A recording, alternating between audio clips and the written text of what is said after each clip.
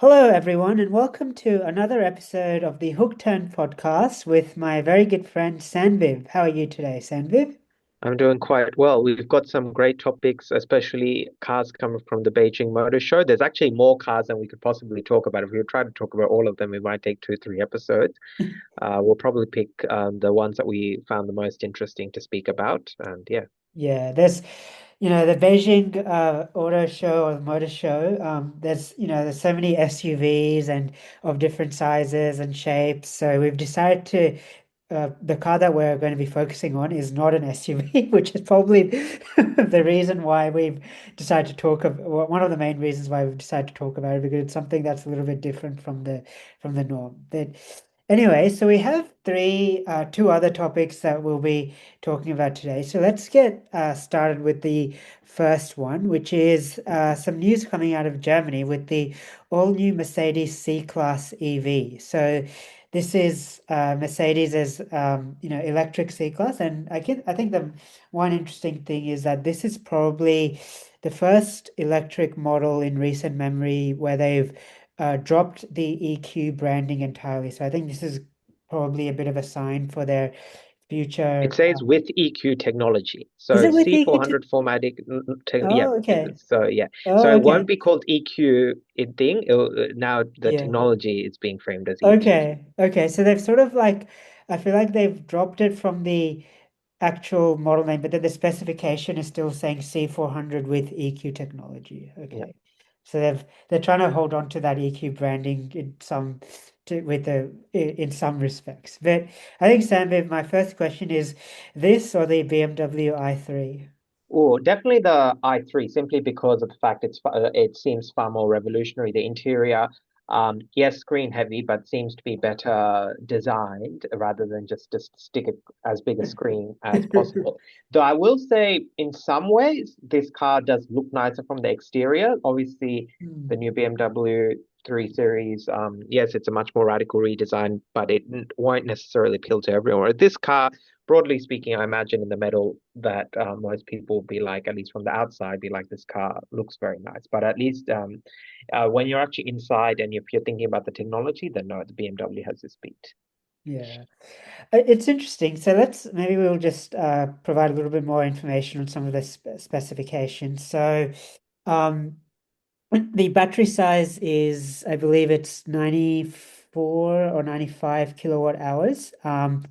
The launch specification has dual motor all-wheel drive 360 kilowatts, a range of 760 kilometers on the WLTP cycle. So compare that to the BMW i3, which is in its X-Drive 50 specification, has 900 kilometers. So this is, it's almost or 140 kilometers short. So that's quite significant, to be honest. I think the main advantage specification wise that this has over the i3 is that it has the option of air suspension and it comes with the rear wheel steering. So those are probably the two main specification advantages. So based on that, we're expecting it to have a shorter turning circle, so maybe it's a little bit more maneuverable in the city and also a little bit more comfortable and potentially slightly more refined with some of the noise insulation as well. But otherwise, I think the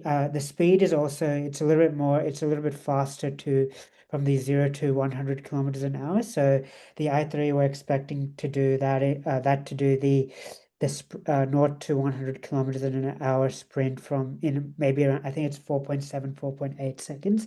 This one is expected to do the same sprint in 4.1 to 4.2 seconds. And that's primarily because it has that two-speed gearbox like the Porsche Taycan um, does as well. So I think so my initial thoughts on the design, like it's clear that they've moved away from the super egg-shaped styling of the EQS and the EQE. However, it is still a little bit more rounded than the than its predecessor. So um it still has a little bit more of that curved design. And I think especially if you have a look at the rear three quarters, it's very like it's almost like a fastback type design. It doesn't have it's not like a strict three box design with like a separate sort of boot section. I mean, it does have a separate boot, but it doesn't look like it does from the outside, and it's more curvy than the BMW is.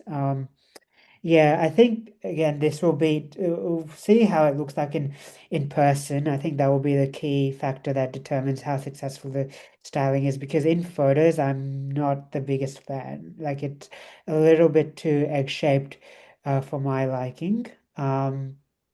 Yeah, and then the interior, again, we've got the Mercedes has adopted the same approach as it has with the recent GLC, where it's a hyperscreen, which is one huge, I think, 39-inch display. But I think one of the more interesting things is that it still has the manual air vent control. So despite having such a huge screen, you still have to you can adjust the direction of the air vents manually. So I think that's really interesting. And that's something that I really like. Yeah, Sandeep, any other comments on the design? I know you've touched on it briefly, and how successful do you reckon this car will be?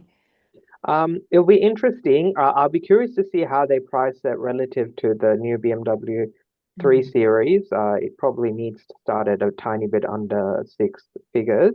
yeah. Um, Especially because it has a lot less hype than the new BMW 3 Series. Now, people who buy Mercedes or people who might be put off by the more radical looks of the new BMW 3 Series might still consider this as an option. Mm, But obviously, anyone who is spending this kind of money, broadly speaking, I would imagine would do some kind of research and be like, yep, the technology in the BMW is far more superior.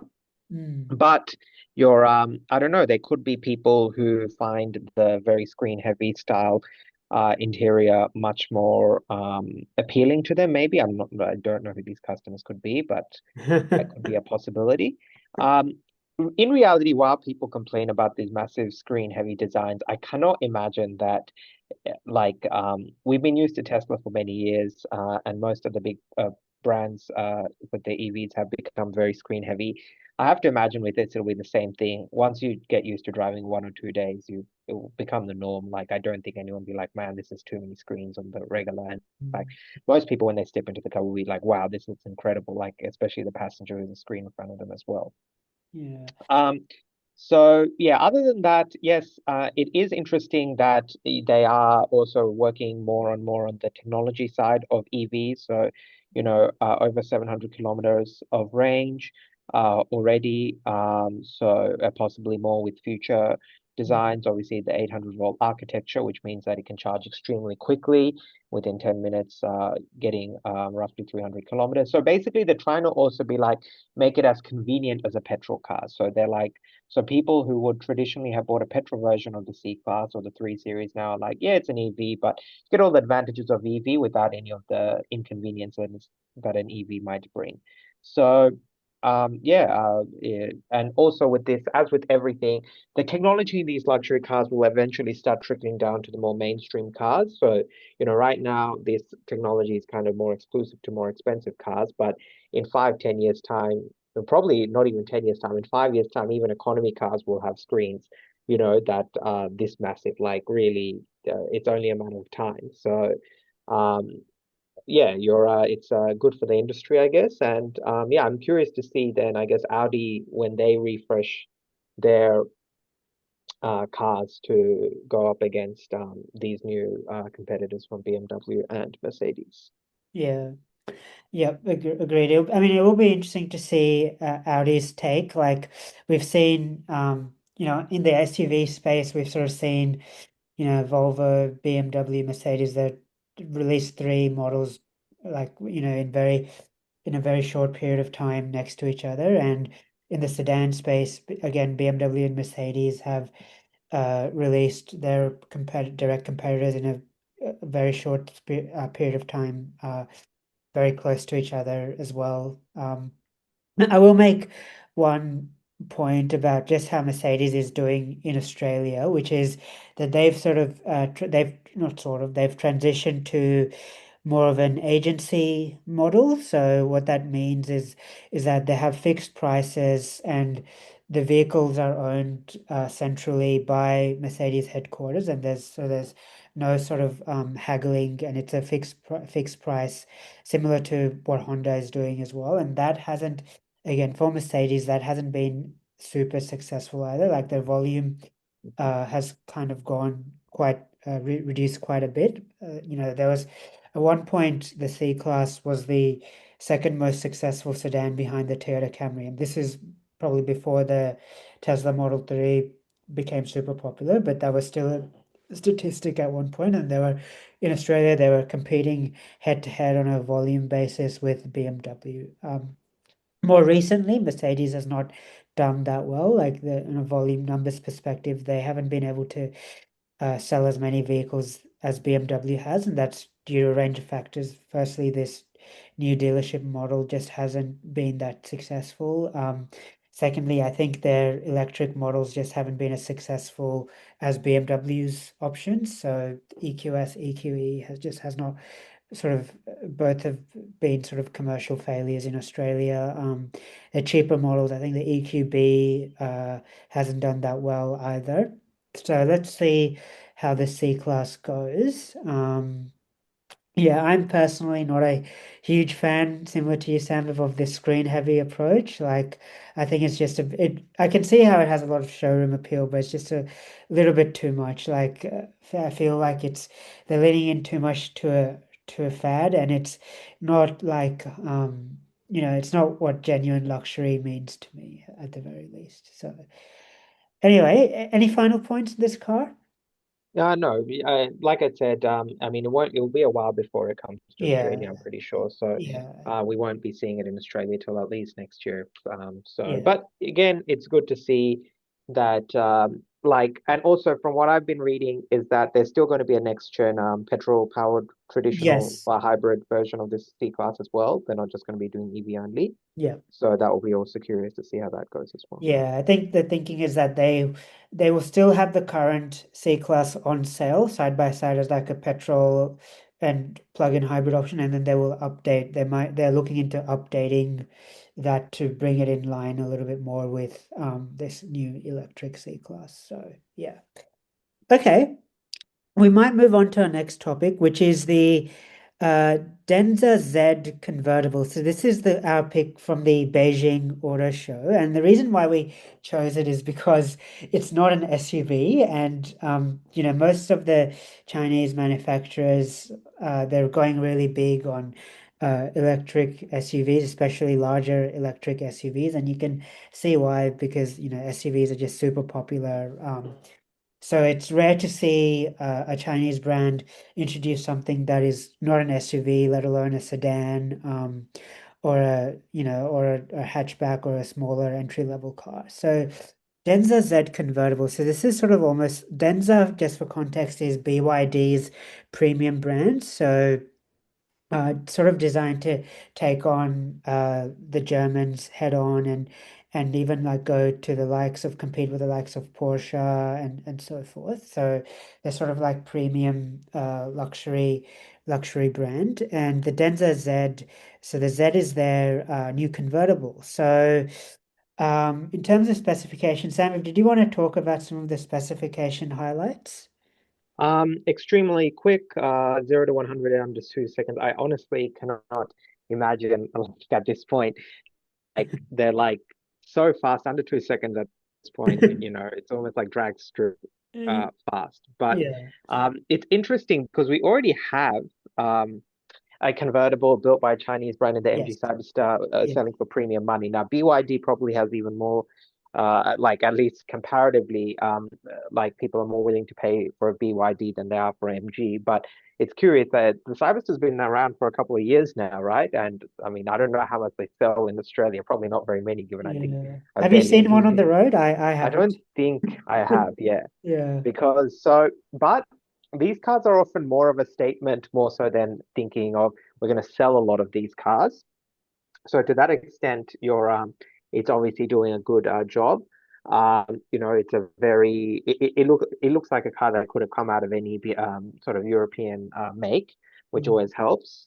And also, from what I understand, it will, like a lot of these cars, it will also be a technology showcase for BYD and Denza, showing the kind of like the most cutting edge tech that we have available right now. 1,500 kilowatt hour charging speed, 80% charge in under 10 minutes. Like, Yeah. again, we were just saying a bit ago that the other thing with, especially when you're now talking about premium EVs, what customers are looking for is that, yes, they want an EV, especially with the current fuel crisis, but also thinking that, can I have it with the convenience of a petrol car? So the Mm. more and more that technology comes where you can charge your car almost as fast as filling up petrol, the more those barriers sort of drop in terms of buying an EV. Mm. So yeah, I mean, if it did come to Australia, it would, if they're still trying to sell the Cyberster at 110, this would at least be 120, 130, if not more Yeah. than that. Agreed. So there's no question. Whether people would actually pay for that is a thing, but really it feels like similar to the Cyberster for MG. It's almost like people like walk in, they're like, oh, this brand also sells this extremely expensive, amazing car. So it brings that sort of halo effect for all their other cars. That's So right. even if they don't really sell many, just seeing it in the same showroom as your regular standard run-of-the-mill SUV or sedan really does help a lot for a lot of these up-and-coming brands. I remember Yeah. that Kia, when they made the Stinger, it was a similar sort of idea. Just having that sort of more expensive available car can help these brands who are looking to try and make a statement, help them. I mean, BYD already has Yangwang, which are already also have been making massive cars, like incredibly powerful cars for at least 2, 3 years now. But it's cool to see that they're continuing that trend. Yeah, agreed. And I think some of that magic will rub off onto the rest of the Denza brand as well, the more volume selling model. So it's cool that they have this Halo car. I think the styling, I mean, I like the styling. It's not like anything super revolutionary. It's not ugly either. I like the taillights seem to have this sort of dual diamond shape, like so that's interesting. Yeah, it looks good. The interior. Now we don't have. We have images of what I think is the concept. Uh, for a close to production concept interior. I don't think we have the full like final interior, but from what I can see, it has like a a thin display for like the front passenger, and then has like a Tesla Model Y, Model 3 style tablet, 15-inch or so central infotainment display, and then like another infotainment, not infotainment, instrument display ahead of for the for the driver. So that's I guess the one comment there is that it doesn't seem to be as driver focused as the MG Cyberster. So the MG Cyberster in comparison has like a very wraparound interior effect, and this seems to be much more like it could be lifted straight from a BYD SUV basically. Like it doesn't seem to be super driver focused, which is, I mean, I guess it's fine, but I was thinking for a convertible roadster type vehicle, this would be a little bit more driver focused, but that is where it is. Yeah, extremely powerful. I think, yeah, very fast charging. Yeah, let's see what happens. BYD is bringing so many new models to Australia over the next sort of 12 months that I wouldn't be surprised to see if this is on sale next year, to be honest. So, yeah, it's to see it in person.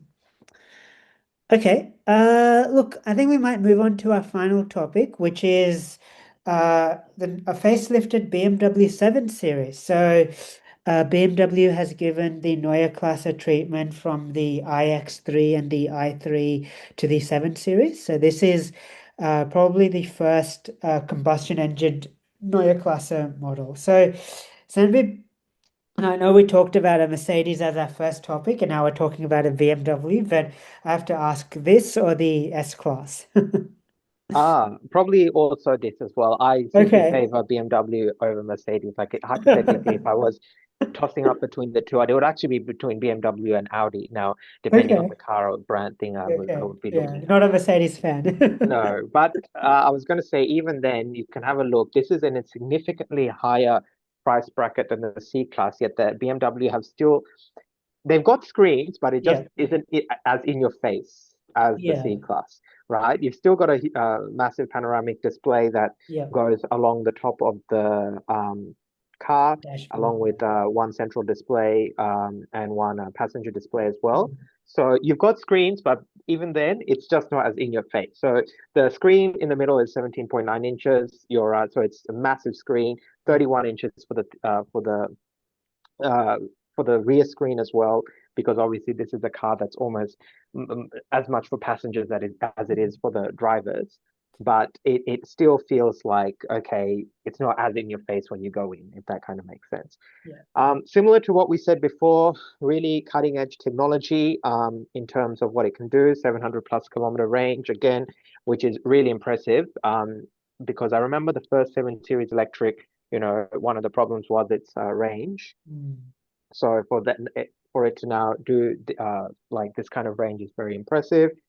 Again, promising really fast charging speeds, 10 to 80% in less than 30 minutes. Different sort of drivetrain options as well, including a really high spec performance option. So basically, the are seeing that at least with this new 7 Series is that yes, they are screen heavy, but they're trying to be a bit more tasteful.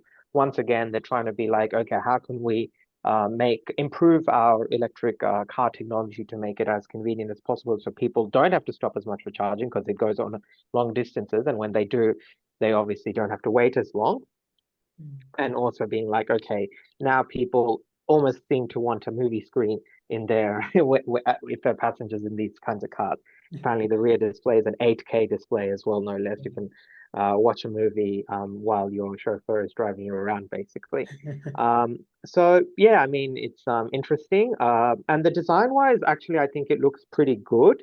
Maybe because the 7 Series is bigger, so the design doesn't feel as like as really radical as it does in the 3 Series. Yeah.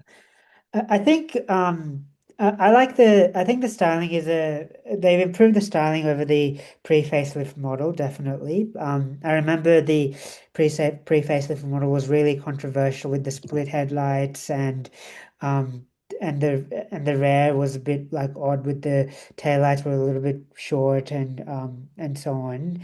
Um and now they still have the same like fundamental design language, but they've repositioned the headlights. It's now the main headlight unit is vertical, and it looks the grille it's still huge, but it seems like a little bit more balanced as well. And the tail they've extended the tail lights a little bit more into the boot lid, so it's just a little bit wider and it's more resolved and a little bit more balanced. It has what from what I can what I've seen with the 7 Series, especially on the road, is that it's a big car. It's like a quite a tall car as well. Like you feel like the seating position is almost like an SUV level height. It has a lot of presence, and I think this facelifted model just sort of increases that. So, and I think especially in the Chinese market where all of this makes a huge difference and is a major, probably the biggest market for the 7 Series is the Chinese market along with the American market. But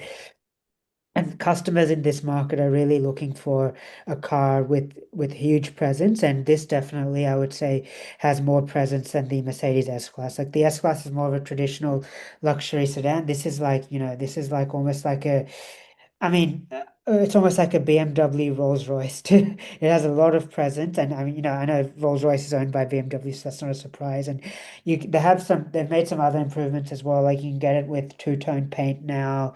Yeah, the interior looks like I wish that the front passenger screen was an option rather than like a compulsory standard thing because I feel like it takes away from some of the beautiful trim that they otherwise have on that sort of dashboard. But each to their own, and I can see why it's like it's just a trend at the moment. Even though many brands are moving away from those huge screens, they felt that maybe for the Chinese market they had to have that front passenger display as well. So that's that is what it is. But yeah, I think the interior otherwise it's really beautiful.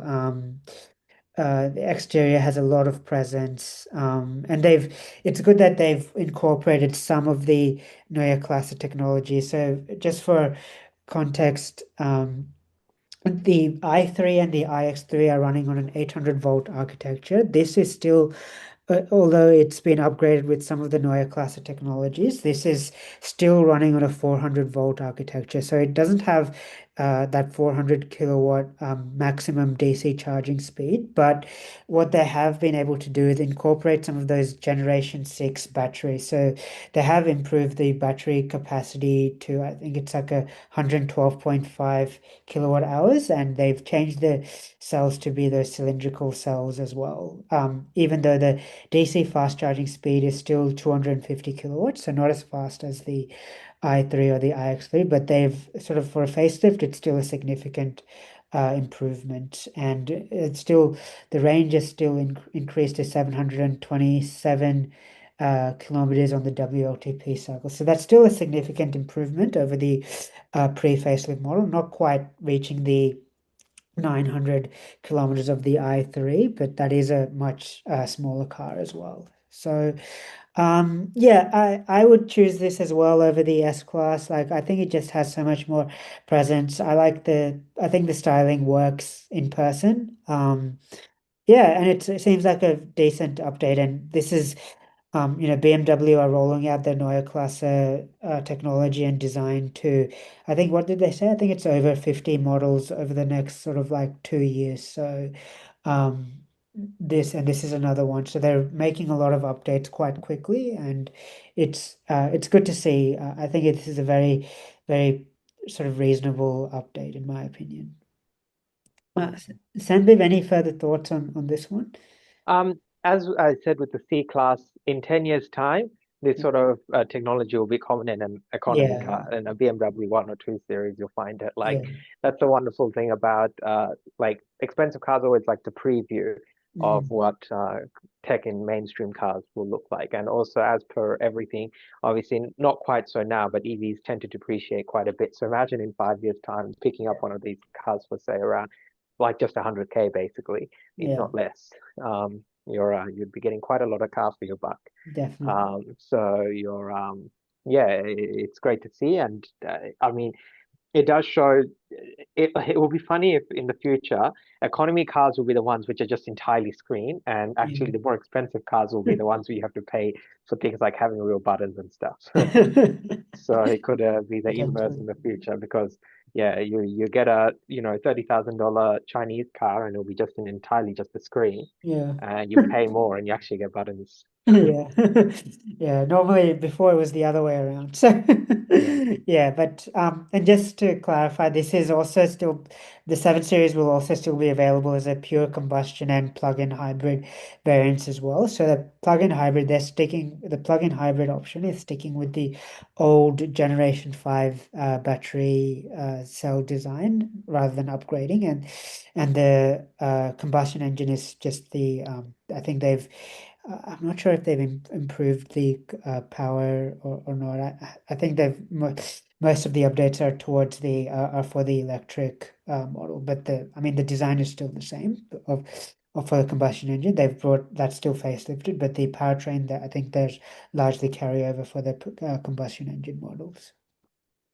Okay, look, I think we might end it there for this week's episode of the Hook Turn podcast. So thank you very much again for listening to us. We're on Spotify, Apple Podcasts, Overcast, iHeartRadio, Amazon Podcasts as well. So please remember to like and subscribe, and we'll see you next week. Thanks very much. Bye.